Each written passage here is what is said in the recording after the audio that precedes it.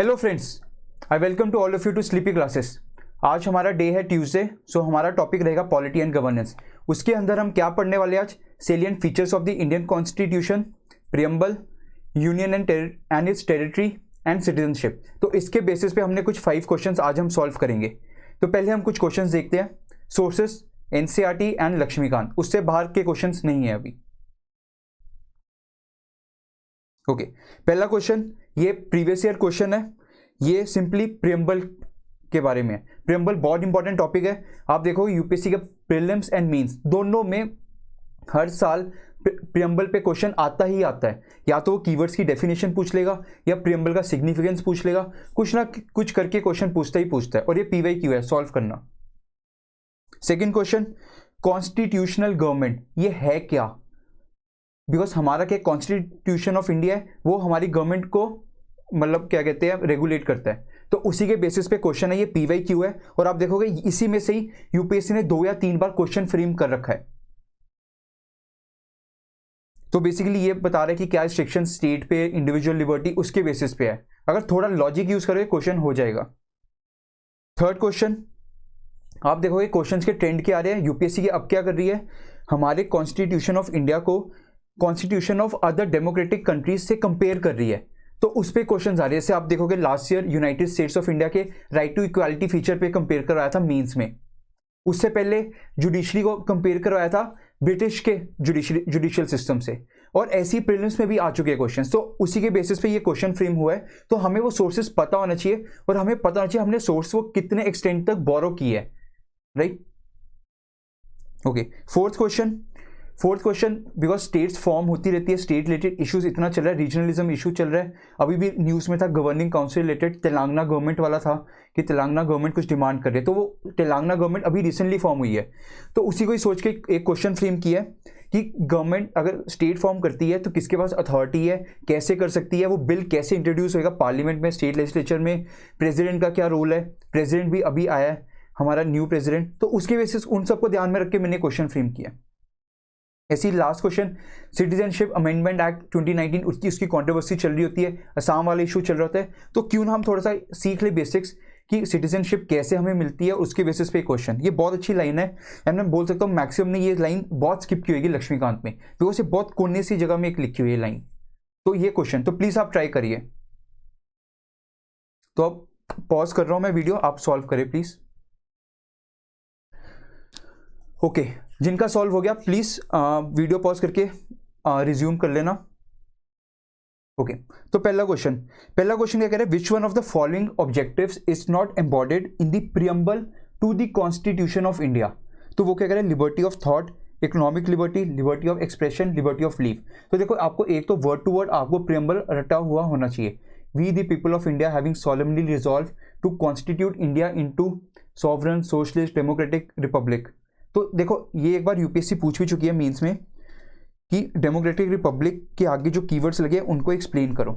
तो sovereign socialist secular democratic republic and to secure to all its citizens क्या, liberty, justice, equality. जो liberty of thought, expression, belief, faith and worship. तो यही UPSC ने पूछा। देखो इसमें इकोनॉमिक लिबर्टी के बारे में कहीं नहीं लिखा, thought, belief, expression, faith, worship.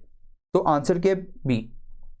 ऐसी justice, socio economic political justice achieve करना चाहते हैं, equality of status and opportunity. ऐसी फ्रेटर्निटी।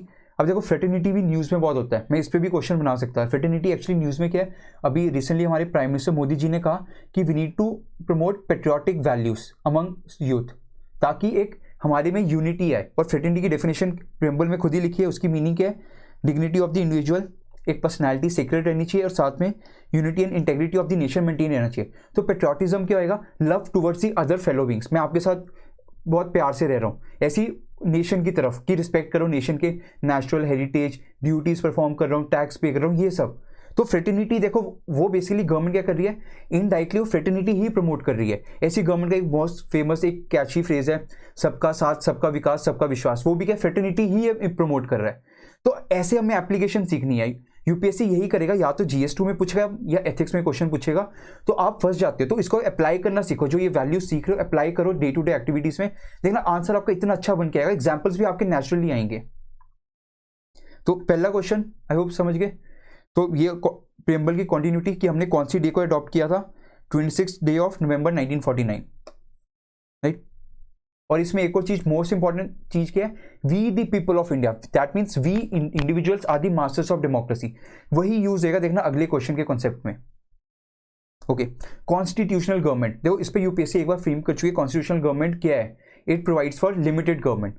तो लिमिटेड गवर्नमेंट मीन्स बेसिकली यहाँ पे क्या है, गवर्नमेंट, अब देखो एंटिटीज क्या क्या है, गवर्नमेंट है, society and we as a individual. तो हम ये सब इन्वॉल्व है, यही हमारी एक सोसाइटी क्रिएट कर रही है। अब इनमें क्या है, कॉन्स्टिट्यूशन क्या कर रहा है, वो रेगुलेट कर रहा है इन तीनों के बिहेवियर, सोसाइटी को कैसे बिहेव करना है, इंडिविजुअल को, गवर्नमेंट को। तो गवर्नमेंट को भी वो बता रहे हैं कैसे गवर्नमेंट फॉर्म होगी और क्या उनकी पावर्स रहेगी। तो एक लिमिटेड गवर्नमेंट सेटअप कर रहा है। तो ऐसे अगर आप देखो सेकंड स्टेटमेंट, वो क्या कर रहा है, effective restriction on the authority of the state.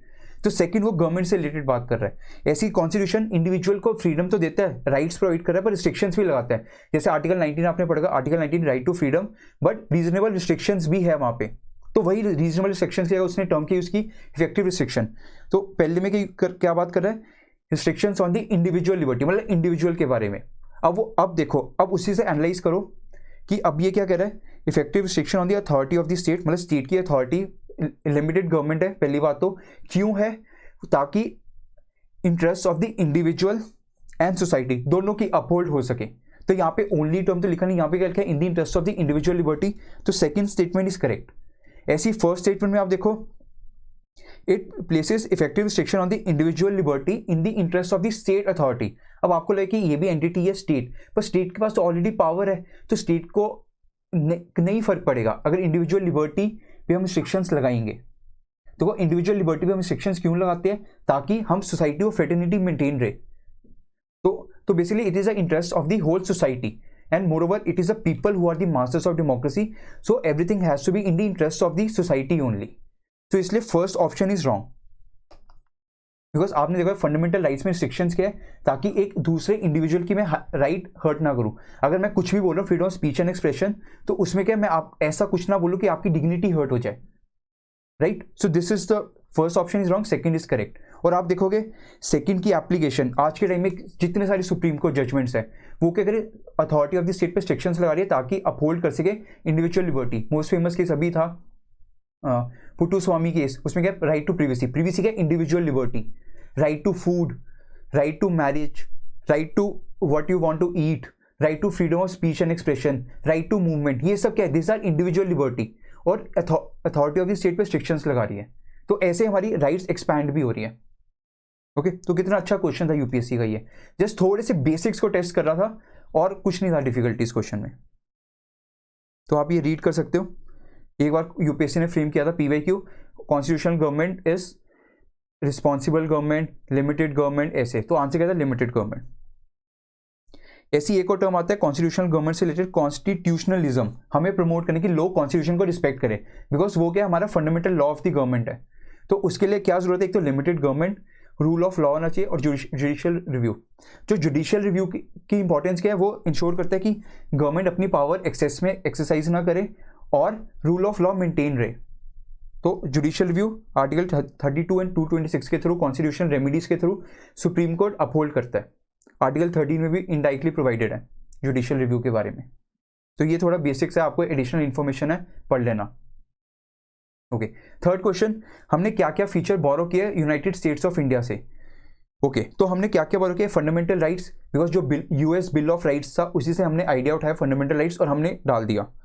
फिर जुडिशरी सिस्टम और प्रेसिडेंशियल सिस्टम, ये दो फीचर्स हमने बहुत बोरो किए यूएस से अपने इंडियन जुडिशरी के केस में और प्रेसिडेंट के केस में। तो judicial review feature it was in the US जहाँ पे ये ओरिजिनेट हुआ था, और फिर हम इंडिया ने भी इसको इनकॉर्पोरेट किया।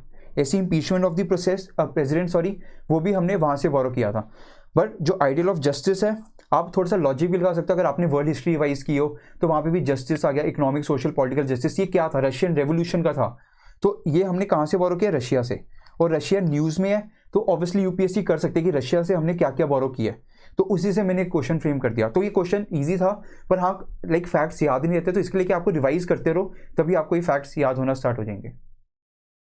तो ये एक्सप्लेनेशन पार्ट ये लक्ष्मीकांत से ही है, तो आप ये रीड करो और देखो प्लीज़। तो ये आपको एक एक फैक्ट याद होना चाहिए, यूपीएससी कभी भी पूछ सकती है।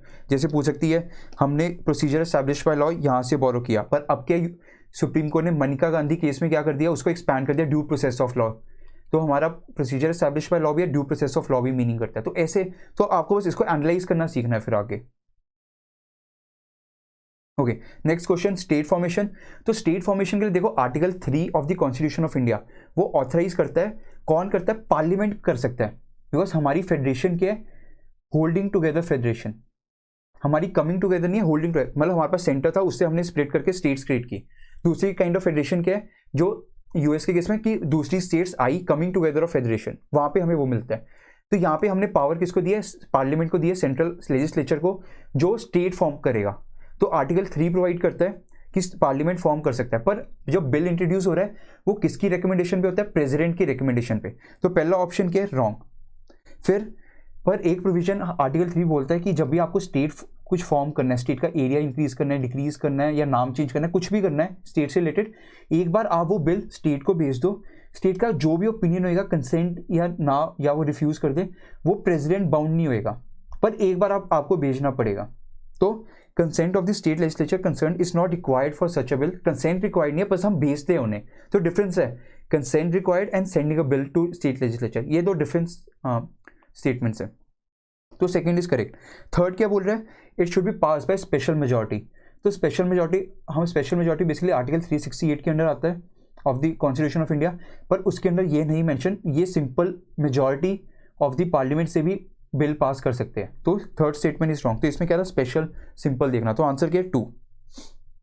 ओके, इजी क्वेश्चन था ये। आई होप अब आपको मजा आ रहा है प्रीमिक्स में सॉल्व करके, कोई डिफिकल्टी नहीं आ रही, राइट। एंड आपको ऑफ कोर्स पढ़ के आ रहे हो, तो अब आपको पढ़ के आ रहे हो तो सॉल्व हो रहे क्वेश्चन, तो आपको और कॉन्फिडेंस मिल रहा है कि हम पढ़ के आ रहे हैं, यूपीएससी ने भी क्वेश्चन ऐसे ही पूछना है, वो आपके बेसिक्स ही टेस्ट करेगा, राइट। तो आप ये रीड कर सकते हो।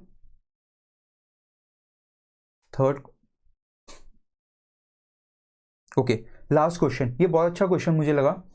तो ये क्या कह रहा है, a person becoming citizen of India must take an oath of allegiance if he or she acquire citizenship of India through what mechanism.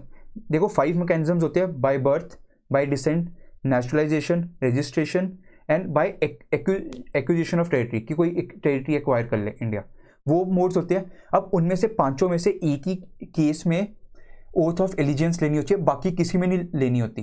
तो वो क्या है, रजिस्ट्रेशन, ओनली इसके केस में। तो ये अगर आप लक्ष्मीकांत रीड करोगे, रजिस्ट्रेशन का पूरा टॉपिक आप पढ़ लोगे, कौन किस किस को रजिस्ट्रेशन देते हैं, और फिर एंड में एक पैराग्राफ लिखा होएगा कि they have to take the oath of allegiance. वो आई गेस हर कोई मिस कर देता है। तो इसलिए टू मेक श्योर कि आप लक्ष्मीकांत भी अच्छे से पढ़ो, इसलिए मैंने क्वेश्चन फ्रेम किया। बिकॉज प्रीमिक्स के थ्रू हम चाहते हैं क्वेश्चन भी आप सॉल्व करो, साथ साथ आपको अप्रोच भी आपकी इंप्रूव होती रहे। ओके, तो ये एक्सप्लेनेशन आप देख सकते हो, 5 ways of acquisition of citizenship, birth, descent, registration, nationalisation, incorporation of territory, right. तो सेंट्रल गवर्नमेंट, ये याद रखना, सेंट्रल गवर्नमेंट बेसिकली सिटीजनशिप। अब इसमें एक और आता है, सिटीजनशिप क्या है, स्टेटलेस, यूनियनलेस। यूनियनलेस आता है, नॉट स्टेटलेस, तो इसलिए स्टेट कुछ नहीं कर सकती। ओके, और इसको आप फर्दर देख सकते हो कि आजकल न्यूज़ में होता है सिटीजनशिप से रिलेटेड, बिकॉज अभी हम करंट अफेयर नहीं कर रहे, अभी स्टैटिक कर रहे थे, पर जब करंट अफेयर करेंगे तब हम डिस्कस करेंगे NRC, national registration of citizens, national population register, वो सब। तो वो भी आप अभी से स्टार्ट कर सकते हो पढ़ना, राइट। तो रजिस्टर मेंटेन करता है, तो कौन कौन रजिस्टर कर सकते हैं, ये कंडीशंस है, तो आप रीड कर लेना। एंड लास्टली ये लाइन लिखी है ऐसी लक्ष्मीकांत में ऐसी, तो आप ये ऑब्वियसली इग्नोर ही करोगे, बिकॉज आप देखो all the above categories of person, फिर आपको मन ही नहीं करेगा ये पढ़ने का, आप ये इग्नोर करोगे। तो पर ये अच्छा पॉइंट था। ऑलराइट, आई होप ये सेशन आपको हेल्पफुल था। कोई भी डाउट हो प्लीज़ मेरे को कमेंट सेक्शन में बताना, राइट। एंड मुझे पॉजिटिव रिव्यूज़ आ रहे हैं सबके, so thank you so much for the love and support towards the sleepy classes. Lastly मैं आपको बताना चाहूँगा, हम एक इनिशिएटिव ला रहे हैं करंट अफेयर्स का। तो करंट अफेयर्स के आपको डेमो लेक्चर्स मिलेंगे, आपको पोर्टल में जाओ, रजिस्टर करो और वहाँ पे डेमो लेक्चर्स देखो करंट अफेयर के। और करंट अफेयर में आप देखोगे subject wise, topic wise covered है, पीडीएफ आपको मिलेगी, राइट। प्रीवियस ईयर क्वेश्चंस उसमें कवर्ड होंगे और कॉम्प्रीहेंसिव एनालिसिस होगी, प्रीलिम्स की भी, मेंस की भी। ऐसी इसी को ध्यान में रखते हुए हमने आपके लिए आजकल क्या हो रहा है, जीएस के बैचेस क्या होते हैं, आपको आप ज्वाइन करते हो और आपको एक आप फंस जाते हो एक इंस्टीट्यूट में, तो हम उस चीज़ को ध्यान में रख के क्या लेके आए हैं कि आप जो सा सब्जेक्ट आपका वीक है वो हमें बोलो, हम आपको वही पढ़ाएंगे, पूरा जीएस हमें ज्वाइन नहीं करना। तो हम एक और बंडल ऑफ कोर्स, आप कोई भी आप कोर्स ज्वाइन करो, आप पढ़ो हमसे, उसमें वही रहेगा, कॉम्प्रिहेंसिवली कवर रहेगा, प्रीलिम्स मेंस की नोट्स आपको सारे मिलेंगे, मंथली करंट अफेयर मिलेगा, क्वेश्चंस भी आपको मिलेंगे, डेली क्विज़ेस जो क्लासेस में जाते हैं, जैसे यहाँ 5 क्वेश्चन आ रहे हैं, वहाँ पे 15-20 क्वेश्चन आ रहे हैं, तो वो भी कवर होएगा। तो प्लीज़ आप चेकआउट करें पोर्टल पे जाके, right. And I hope you are enjoying these sessions, so have a nice day ahead. Thank you so much.